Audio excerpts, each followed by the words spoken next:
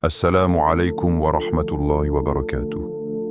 Avant tout, prends une respiration.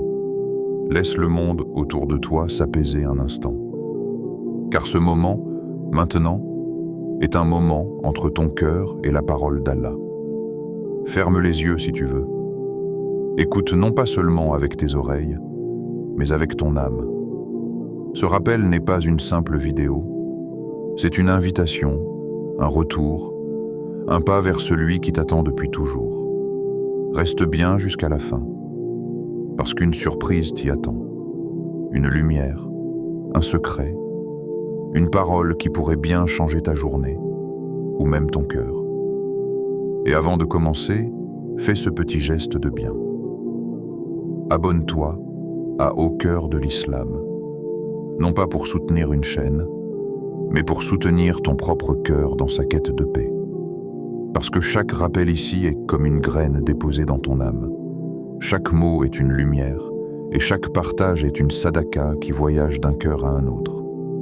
Alors si ce rappel te parle, mets un like, partage-le, et laisse peut-être un commentaire avec ton prénom, ou juste un mot « Allah est avec moi », pour témoigner que toi aussi, tu veux faire partie de ceux qui se souviennent. Imagine un instant. Tu es seul, dans ta chambre, le monde dort encore. Le silence du matin enveloppe tout. Le téléphone posé à côté, les pensées du jour encore loin.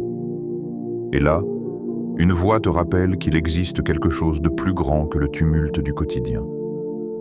Une voix qui murmure « Reviens vers celui qui t'a créé, celui qui guérit, celui qui écoute ». Cette vidéo n'est pas là pour t'instruire simplement. Elle est là pour te reconnecter à ton propre cœur. Ce cœur qui bat, parfois lourdement, parfois en paix, mais qui, au fond, n'a jamais cessé de chercher Allah. Car la vie moderne nous éloigne sans bruit. Les soucis s'accumulent, les écrans nous hypnotisent, les douleurs s'invitent sans prévenir. Et dans tout cela, notre âme se fatigue, se dessèche un peu. Mais le rappel, le dhikr, c'est comme une pluie légère qui tombe sur un sol sec. Un simple verset, un nom d'Allah, une parole du prophète, et soudain, quelque chose en toi recommence à vivre. Ici, sur Au cœur de l'Islam, nous ne parlons pas pour impressionner. Nous parlons pour rallumer la flamme. Pour rappeler que la foi, ce n'est pas un concept lointain. C'est une expérience intime, un souffle dans la poitrine. Une lumière qui s'éveille quand tu dis « Bismillah » avec sincérité.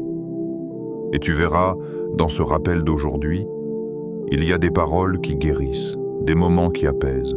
Parce qu'Allah n'a pas révélé sa parole pour être récitée sans vie, mais pour qu'elle devienne un baume sur les blessures du croyant. Alors, reste jusqu'à la fin. Ne zappe pas, ne laisse pas ton attention fuir. Il se peut que la phrase que ton âme attendait depuis des semaines soit dans les dernières secondes. Et si tu écoutes jusqu'au bout, c'est peut-être ton cœur qu'Allah a voulu toucher ce soir. Tu vois, parfois une simple parole peut tout changer. Un verset récité au bon moment, un rappel entendu dans une journée ordinaire. Et tout à coup, une larme coule, sans qu'on sache pourquoi. C'est Allah qui parle à ton âme. Ce n'est pas la voix, ni la musique, ni la vidéo.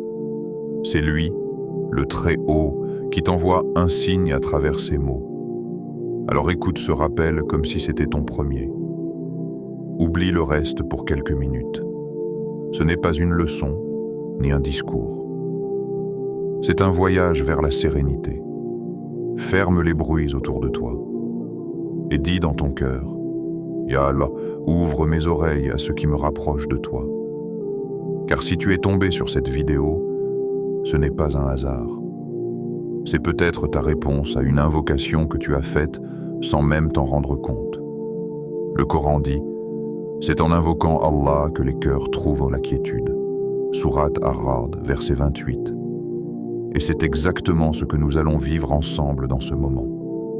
Un rappel, 2 sourates, et une promesse de guérison, non pas seulement du corps, mais de l'âme qui aspire à retrouver sa lumière. Prépare ton cœur. car les mots qui suivent ne sont pas des mots ordinaires. Ils sont comme des rayons de l'aube qui chassent la nuit intérieure. Un laisse moment béni, Fajr et Asr. Le monde a deux respirations sacrées, une à l'aube, quand tout recommence, et une à l'après-midi, quand tout s'apaise. Le Fajr et le Asr. Deux moments où le ciel s'ouvre un peu plus, où la terre semble retenir son souffle, et où les cœurs les plus sincères se font entendre. Écoute le silence du matin. Avant que les pas des gens ne se fassent entendre, avant que les téléphones ne s'allument, avant même que les oiseaux ne décident de chanter, il y a ce moment unique où le monde appartient à ceux qui prient. Tu te lèves. Tes paupières se sont lourdes, ton corps hésite, mais ton âme, elle, t'appelle. Tu sens ce murmure invisible. Viens. Allah t'attend. Et quand tu poses ton front au sol au Fajr, c'est comme si le ciel tout entier se penchait sur toi. Les anges se relaient, les anges du jour arrivent, ceux de la nuit remontent vers leur Seigneur, et Allah leur demande, bien qu'ils sachent, « Comment avez-vous laissé mes serviteurs ?» Et les anges répondent, « Nous les avons laissés alors qu'ils priaient, et nous les avons trouvés alors qu'ils priaient. » Subhanallah. Imagine cette scène céleste, ton nom prononcé devant Allah, ton image vue par des anges, tes paroles récitées au moment même où le jour se lève. Rien que pour cela, se lever au Fajr n'est pas une habitude, c'est un rendez-vous divin. Un moment que le monde ignore, mais que les cieux célèbrent. Puis vient le Asr. Le soleil commence à descendre, l'air devient plus doux, le monde ralentit sans le savoir. Ce moment est souvent négligé, mais il est porteur d'une énergie spirituelle rare. C'est le temps des bilans silencieux. Le moment où ton âme se retourne sur la journée écoulée et demande à Allah « Ai-je été sincère aujourd'hui? Ai-je cherché ton regard dans mes actions ?» À cette heure, les anges de la journée se préparent à monter et ceux de la nuit s'approchent. Le monde physique continue, les voitures roulent, les gens travaillent, mais dans l'invisible, un changement de garde céleste s'opère. Les prières du Fajr et du Asr sont liées.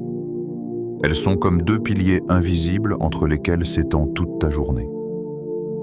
Commencer ta journée dans la lumière et la clore dans la soumission, c'est protéger tout ce qui se trouve entre les deux. Chaque fois que tu pries à ces heures, tu t'inscris dans une continuité d'amour et de foi. Tu purifies ton matin, tu scelles ton après-midi. Et même si ton cœur est fatigué, même si tu n'as pas les mots, Allah entend ce que ton silence veut dire. Le Fajr et le Asr sont plus qu'un devoir. Ce sont des portails spirituels. Quand tu t'y engages, tu entres dans une conversation avec Allah que peu de gens comprennent. À ces moments précis, ton âme est plus pure, plus sensible, comme si elle se rappelait enfin d'où elle vient. Le bruit du monde s'éteint et ton cœur retrouve ce qu'il avait perdu. La paix. Regarde autour de toi. Au Fajr, les rayons timides percent le ciel. Tout semble neuf. Même les arbres paraissent prier. Et si tu t'arrêtes un instant, tu sentiras ce souffle subtil. La miséricorde d'Allah qui se déverse sur ceux qui l'invoquent tôt. Au Asr, la lumière devient dorée. Les ombres s'allongent. Le monde se prépare à se reposer. Et toi, tu récites, tu demandes pardon, tu médites. C'est l'heure où l'âme se libère des poids de la journée. 2 moments, 2 respirations du cœur, 2 opportunités d'être proche de ton Créateur. Le Fajr purifie ton départ. Le Asr purifie ton retour. Et entre les deux, il y a toute ta vie qui devient bénie. 2. Les 2 sourates de la guérison, Al-Falaq en An-Nas. Dans ces 2 moments bénis, le prophète nous a légué un secret spirituel immense, la récitation de 2 sourates de protection, Al-Falaq et An-Nas.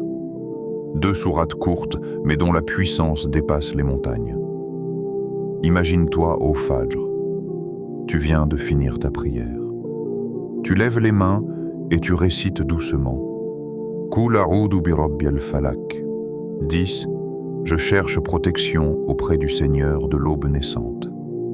À ce moment précis, tu te places sous la lumière d'Allah.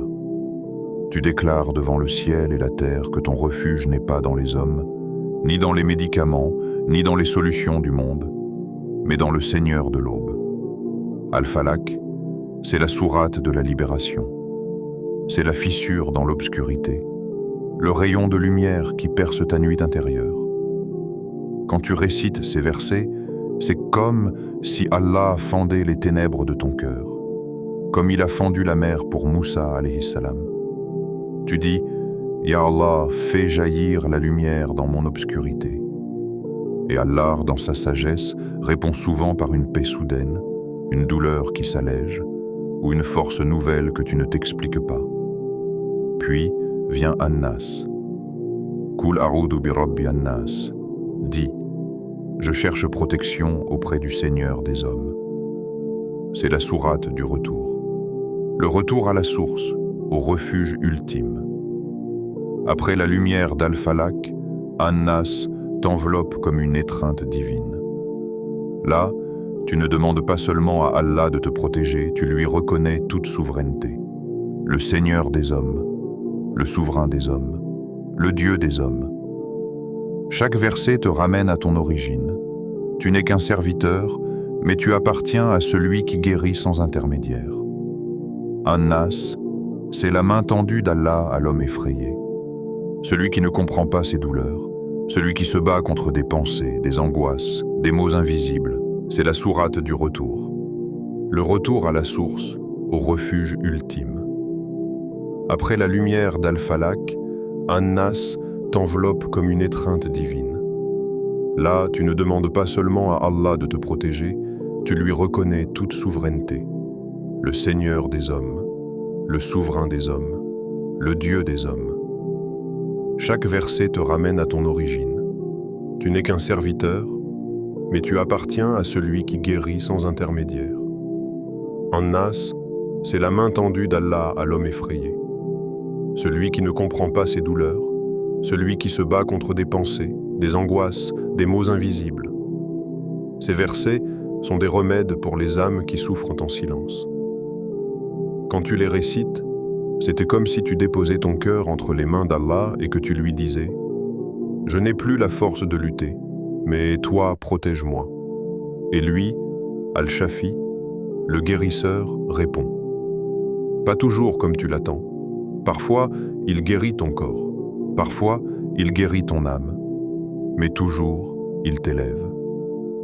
Les 2 sourates ensemble forment un bouclier invisible. Le prophète les récitait chaque matin et chaque soir, soufflant dans ses mains et passant sur tout son corps. Et il disait qu'aucune autre invocation n'égale leur protection. Al-Falak protège contre les maux extérieurs, la jalousie, la sorcellerie, les injustices, les énergies négatives. An-Nas protège contre les maux intérieurs, les pensées, les doutes, les chuchotements du shaitan. Elles sont les 2 ailes de la paix. L'une éclaire, l'autre apaise. L'une fend les ténèbres, l'autre te ramène à ton Seigneur. Quand tu les récites au Fajr, tu annonces à l'univers « Je commence ma journée sous la protection d'Allah ». Et quand tu les récites au Asr, tu déclares « Je termine ma journée dans sa miséricorde ». Ces moments ne sont pas symboliques, ils sont réels. Chaque verset que tu prononces libère une lumière dans l'invisible, repousse un mal que tu ne vois pas et renforce ta barrière spirituelle. Tu deviens un croyant couvert par la parole d'Allah. Et cette protection ne se limite pas à toi. Elle s'étend à ta maison, ta famille, tes enfants, ton cœur. Tu veux savoir le plus beau ? Ces 2 sourates sont si courtes que tu peux les apprendre en quelques minutes. Mais leur effet dure une vie. Et plus tu les récites avec foi, plus tu sentiras leur lumière t'envelopper. Pas forcément de manière spectaculaire, mais doucement, subtilement, comme une brise qui apaise les tempêtes intérieures. C'est cela, le miracle de la parole d'Allah. Elle agit là où la médecine s'arrête. Elle parle à l'âme avant de toucher le corps. Et quand ton âme retrouve la paix, le reste suit naturellement. Alors, la prochaine fois que tu prieras au Fajr, ne te précipite pas. Récite Al-Falaq lentement, comme un rayon de lumière qui traverse ta poitrine. Et au Asr, quand la journée s'éteint, récite An-Nas comme un retour dans les bras d'Allah. Tu verras, chaque syllabe devient un refuge, chaque mot devient un remède, et chaque respiration devient une invocation. Ces 2 sourates sont plus qu'un rituel. Elles sont un rappel quotidien que tu n'es jamais seul. Même dans la fatigue, même dans la peur, Allah te regarde, et sa parole veille sur toi. 3. La foi qui guérit. Il y a des douleurs qu'aucun médecin ne peut diagnostiquer, des blessures qui ne saignent pas, mais qui pèsent chaque jour sur le cœur. Ces mots silencieux, invisibles, que même les plus proches ne comprennent pas. Et souvent, dans ces instants de solitude, l'âme crie sans bruit. Pourquoi moi, ya Allah? Pourquoi cette épreuve? Pourquoi ce vide? Mais parfois, la réponse n'est pas dans la disparition du mal. Elle est dans le retour vers celui qu'on avait oublié au milieu du bruit. La foi, c'est ce lien invisible qui te rattache à Allah, même quand tout semble se détacher autour de toi. C'est ce souffle discret qui murmure « Ne t'éloigne pas ». Il y a un sens à tout cela. Et si ta douleur n'était pas un châtiment, mais une invitation à revenir. Si Allah t'avait simplement appelé à travers cette épreuve, non pour te faire souffrir, mais pour te réveiller, car parfois, quand la vie est douce, on s'endort dans l'insouciance. Mais quand la douleur s'installe, le cœur s'ouvre et la langue recommence à dire « Ya Allah ». Chaque « Kul a'udhu birab » prononcé avec sincérité est comme une graine semée dans la terre aride de ton cœur. Peut-être que pour l'instant, tu ne vois rien. Tu récites, tu pleures, tu espères, mais rien ne semble changer. Et pourtant, sous la surface, la graine pousse déjà. C'est ça la foi. Croire en ce qu'on ne voit pas, persévérer même quand le ciel semble fermé, et continuer à prononcer les versets d'Allah comme si chaque mot portait une lumière que seul lui peut activer. Quand tu récites Al-Falaq au matin, tu ne fais pas couvrir ta journée. Tu déposes ton âme dans la lumière du Seigneur de l'aube. Tu dis à Allah, avant même que le monde me touche, je choisis toi comme protecteur. C'est un acte de confiance absolue, une déclaration d'amour spirituel. Car celui qui choisit Allah au lever du jour ne sera jamais abandonné quand la nuit tombera. Et quand tu récites An-Nas à l'après-midi, tu fais quelque chose de tout aussi grand. Tu lui rends ta journée. Tu dis « Ya Allah, voilà ce que j'ai porté aujourd'hui, mes erreurs, ma fatigue, mes peurs. Je te les confie, car je ne veux rien garder loin de toi. » C'est dans ces moments-là que la guérison commence à se manifester. Pas dans un bruit de miracle, mais dans le silence intérieur d'un cœur qui se réconcilie avec son Créateur. Il y a une sagesse immense dans la patience. Allah n'a jamais promis que la douleur s'en irait immédiatement, mais il a promis qu'à travers elle, il purifierait ton cœur, qu'il t'élèverait à un degré que même tes prières n'auraient pas pu t'offrir. Chaque larme, chaque soupir que tu lâches en disant « Ya Allah » est enregistré dans un livre que les anges ne ferment jamais. Et le jour où tu penseras que rien n'a changé, tu verras que tout a déjà commencé à guérir, simplement de manière invisible. Le prophète a dit « Aucun mal n'atteint le croyant, sans qu'Allah n'efface par cela ses péchés, même si ce n'est qu'une épine qui le pique. » Rapporté par Al-Bukhari et Muslim. Alors ne pense pas que ton mal est inutile. Chaque douleur, chaque fatigue, chaque insomnie est une purification. Et quand tu récites ces 2 sourates avec foi, tu fais plus que chercher la guérison. Tu te rapproches de celui qui guérit. Car la guérison véritable ne se trouve pas dans la fin de la douleur, mais dans la présence d'Allah au cœur de la douleur. C'est là que la foi se transforme en lumière. C'est là que tu comprends que même brisé, tu peux encore être béni. 4. Les larmes et la guérison intérieure. Il arrive un moment où la voix se brise, où les mots ne sortent plus, et où seules les larmes parlent à ta place. Tu ne demandes plus la richesse, ni la réussite, ni même la force. Tu veux juste sentir qu'Allah ne t'a pas oublié. Et c'est là que tu récites, doucement. Les lèvres tremblantes, la gorge serrée. Qul a'udhu bi rabbi al-falak, Qul a'udhu bi rabbi an-nas. Pas pour obtenir un miracle immédiat, mais pour dire à Allah, « Ya Allah, je n'ai que toi. Je me réfugie en toi. » Ces mots, quand ils sortent du cœur, sont plus puissants que 1000 invocations.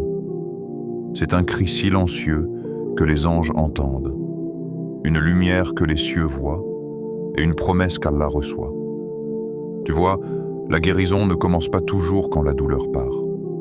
Elle commence quand tu arrêtes de résister, quand tu t'abandonnes sincèrement à la volonté d'Allah.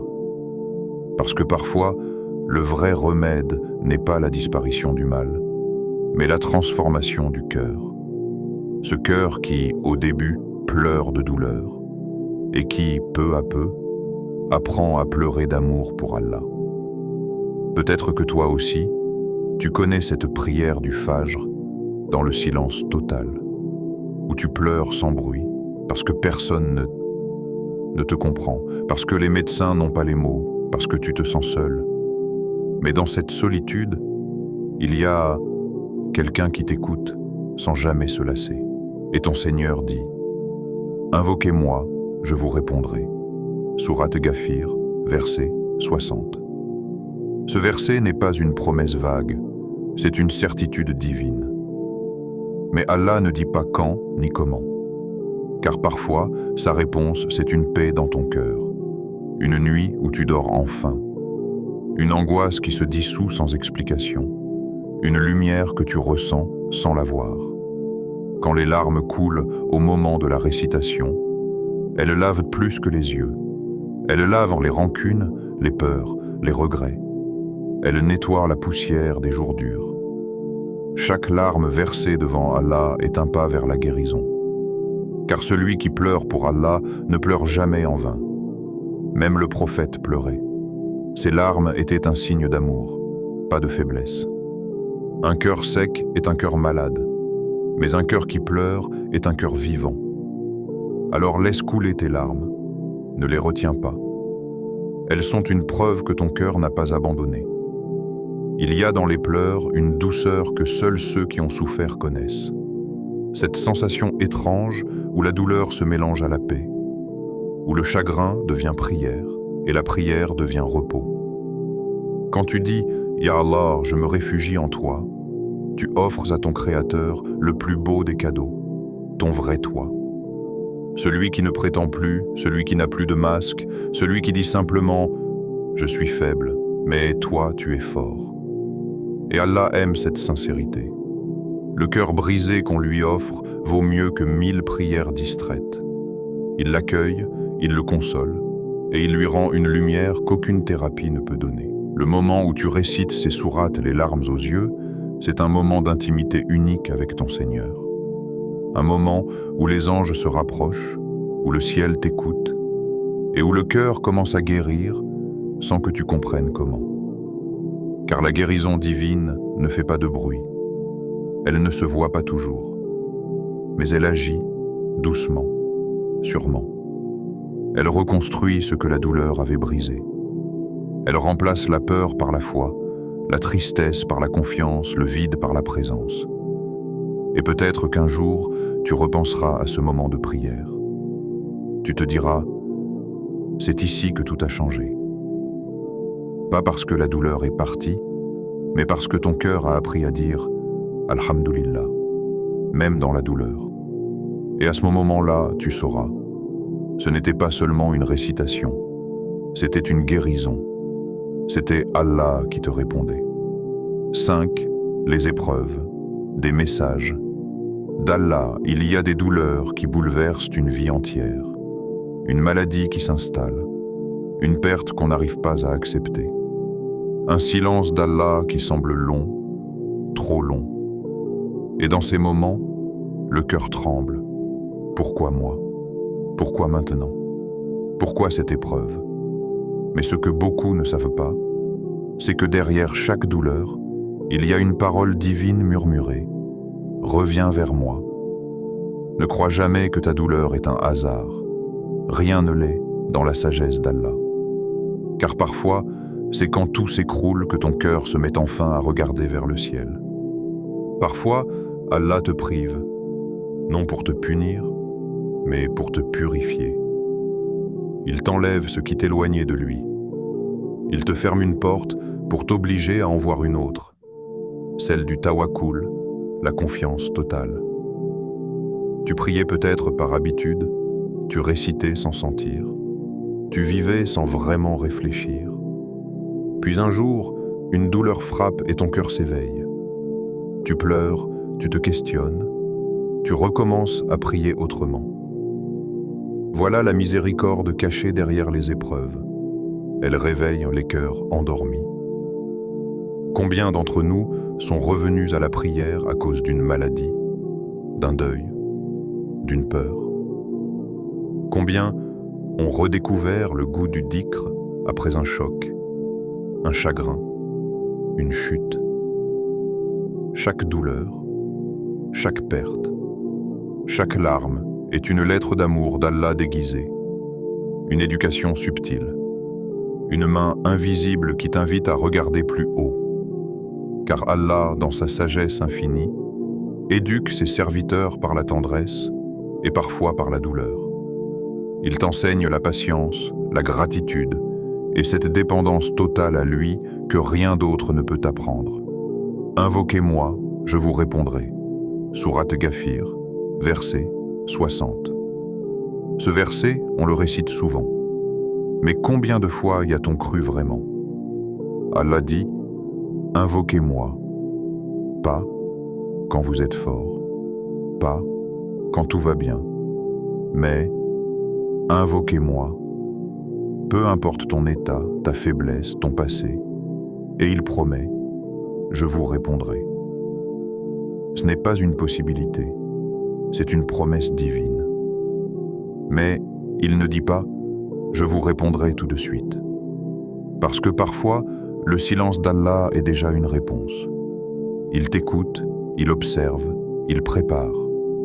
Il t'enlève quelque chose ici pour t'en offrir quelque chose de bien plus grand ailleurs. Il y a des blessures qu'Allah n'efface pas parce qu'elles te maintiennent à genoux et c'est à genoux que tu es le plus proche de lui. Il y a des douleurs qu'il ne guérit pas tout de suite parce qu'elles te rappellent chaque jour sa présence. Et parfois, cette douleur devient une porte de lumière. Tu n'as plus la force de parler, mais ton silence devient adoration. Tu n'as plus les mots, mais tes larmes deviennent du dhikr. Tu ne comprends plus rien, mais ton cœur répète « Hasbi Allah, Allah me suffit ». Et cette phrase, répétée dans la douleur, a plus de valeur que 1000 prières dites sans cœur. Allah t'éprouve non pour te briser, mais pour t'élever. Il te prend quelque chose ici pour t'offrir sa proximité, ce qui vaut plus que tout. Et quand tu comprends cela, ton regard sur l'épreuve change complètement. Tu ne dis plus « Pourquoi moi ?» Tu dis « Alhamdulillah, si c'est ma douleur qui me rapproche de toi, alors je l'accepte. » C'est ce degré que les prophètes atteignaient. Eux aussi ont souffert. Mais dans chaque larme, ils voyaient un signe d'amour divin. Regarde Ayoub alayhi salam, malade pendant des années, son corps affaibli, ses proches partis, ses biens disparus. Mais jamais il n'a dit « Ya Allah, guéris-moi parce que je souffre ». Il a dit « Le mal m'a touché et tu es le plus miséricordieux des miséricordieux. Sourate Al-Anbiya, verset 83. Pas une plainte, seulement une reconnaissance. Tu es Ar-Rahman, même au milieu de ma douleur. Et quand Allah a vu cette patience, il lui a rendu la santé, et plus encore. Ce n'est pas la maladie qui te détruit, c'est l'absence d'Allah dans ta réaction à la maladie. Mais quand tu t'accroches à lui, même dans la peine, ta douleur devient un moyen de purification. Chaque minute d'épreuve est comptée. Chaque respiration difficile est enregistrée. Chaque patience est une élévation. Car Allah dit, en vérité, c'est avec la difficulté que vient la facilité. Sourate Ash-Shar, volume 6. Pas après la difficulté. Avec. Autrement dit, dans la même épreuve, il y a déjà une part de douceur que tu ne vois pas encore. Peut-être qu'Allah t'a privé d'une chose pour te donner la paix intérieure. Peut-être qu'il t'a enlevé quelqu'un pour te redonner du temps avec lui. Peut-être qu'il t'a brisé pour que tu apprennes à prier sincèrement. Et si tu regardes bien, chaque douleur t'a laissé quelque chose. Plus de sagesse, plus d'humilité, plus de foi. Ne fuis pas tes épreuves. Regarde-les comme des lettres venues du ciel, des messages personnalisés, des rappels doux, parfois durs mais toujours remplis d'amour. Allah dit, « Tout malheur qui vous atteint est dû à ce que vos mains ont acquis. Et il pardonne beaucoup. » Sourate Ash-Shura, verset 30. Même dans le rappel de justice, il y a de la miséricorde. Et il pardonne beaucoup, c'est-à-dire, il aurait pu t'éprouver plus, mais il a choisi la douceur. Il t'a donné juste assez pour que tu comprennes, pour que tu t'élèves, pour que tu reviennes. Il n'y a rien d'inutile dans ce que tu vis. Rien. Même le soupir du malade, même la larme du croyant fatigué, même la nuit sans sommeil, tout cela a un sens. Peut-être que ton épreuve aujourd'hui est le moyen qu'Allah utilise pour te purifier avant ta rencontre avec lui. Et le jour où tu comprendras cela, tu verras que ta douleur n'était pas une malédiction, mais un cadeau enveloppé de patience. 6. Message d'espoir final. Final. Mon frère, ma sœur, peut-être que tu écoutes ces mots avec les yeux humides, le cœur lourd, le corps fatigué. Mais laisse-moi te dire une chose. Tu n'as pas besoin d'être parfait pour qu'Allah te guérisse. Tu peux être brisé, plein de doutes. Tu peux avoir manqué des prières. Tu peux avoir crié, douté, chuté. Et pourtant, Allah t'aime encore. Parce qu'il regarde ton cœur, pas ton passé. Il voit l'effort, pas l'échec. Il voit les larmes, pas les erreurs. Allah ne cherche pas des serviteurs sans faute. Il cherche des serviteurs qui reviennent, et si tu reviens, ne serait-ce qu'un pas, lui vient vers toi en courant. Le prophète a dit, « Quand mon serviteur s'approche de moi d'un empan, je m'approche de lui d'une coudée. Et quand il vient vers moi en marchant, je viens vers lui en courant. » Hadith Qudsi, rapporté par Al-Bukhari. Alors, même si ta voix tremble, récite. Même si ton cœur doute, prie. Même si ton âme se sent loin, rappelle-toi. Allah n'a jamais cessé d'être proche. Chaque bismillah prononcé avec foi, chaque verset récité avec amour, chaque effort sincère allume une lumière dans ton cœur. Et cette lumière, elle grandira avec le Fajr et le Asar. Elle grandira avec chaque Kul A'udhu Birab, prononcé au bord des larmes, jusqu'à ce que, sans même t'en rendre compte, ta douleur se transforme en paix. Oui, ta guérison a peut-être déjà commencé, non pas parce que la douleur est partie, mais parce que ton cœur a recommencé à battre pour Allah. Alors récite. Récite au Fajr quand le ciel s'ouvre. Récite au Asr quand le jour s'incline. Même si ta voix est faible, même si tes mots tremblent, car Allah n'ignore jamais une voix qu'il appelle avec amour. Et il n'abandonne jamais celui qui cherche refuge en lui. Le prophète disait, « Connais Allah dans l'aisance, il te connaîtra dans la difficulté. » At-Tirmidhi. Alors fais de ces moments de paix un entraînement, pour que dans la douleur, ton cœur sache déjà où se tourner. Regarde autour de toi. Le monde court après des remèdes, mais le croyant, lui, a déjà trouvé le sien. le rappel d'Allah. Dans un verset récité, dans une prosternation sincère, dans une larme qui coule entre le Fajr et le Asr. Chaque rappel est une guérison. Chaque sourate est un médicament céleste. Et chaque effort vers Allah est une preuve que tu es encore vivant. Alors, continue ton chemin, pas à pas. Ne cherche pas la perfection, cherche juste la direction, vers lui. Car tant que ton cœur dit encore « Ya Allah », tu n'as pas perdu. Tu es sur la voie du retour. Et Allah aime ceux qui reviennent. Si ces paroles ont touché ton âme, ne garde pas cette lumière pour toi. Abonne-toi au cœur de l'islam, non pas pour suivre une page, mais pour nourrir ta foi, semaine après semaine. Chaque rappel ici est une porte ouverte.